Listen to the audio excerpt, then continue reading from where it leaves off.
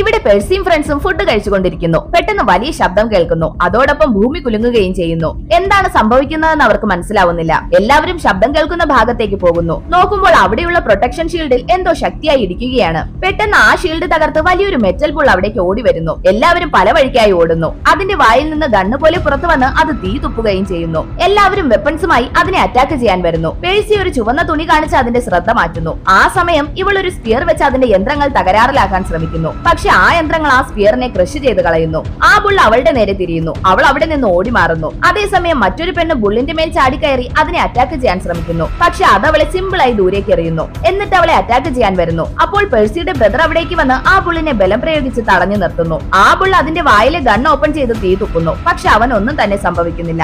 അവർ എത്രയൊക്കെ ശ്രമിച്ചിട്ടും ആ ബുള്ളിനെ നശിപ്പിക്കാൻ സാധിക്കുന്നില്ല. ആ ബുൾ അത്രയ്ക്ക് ശക്തനാണ്. അവസാനം പേഴ്സി അതിന്റെ ദേഹത്തേക്ക് ഒരു ചങ്ങല എറിഞ്ഞു കുരുക്കുമ്പോൾ അത് അവനെ വലിച്ചുകൊണ്ട് ഓടുന്നു. അത് പേഴ്സിയെ ചങ്ങലയോടെ വലിച്ചെറിഞ്ഞ് അവനെ അറ്റാക്ക് ചെയ്യാൻ ശ്രമിക്കുന്നു. അത് വാ തുറന്ന് അവനെ അറ്റാക്ക് ചെയ്യാൻ വന്ന കറക്റ്റ് ടൈമിൽ തന്നെ അവൻ തന്റെ വാളെടുത്ത് അതിന്റെ ഹൃദയഭാഗത്തേക്ക് എറിയുന്നു. ആ ബുള്ള് ചിന്നി ചിതറിപ്പോകുന്നു.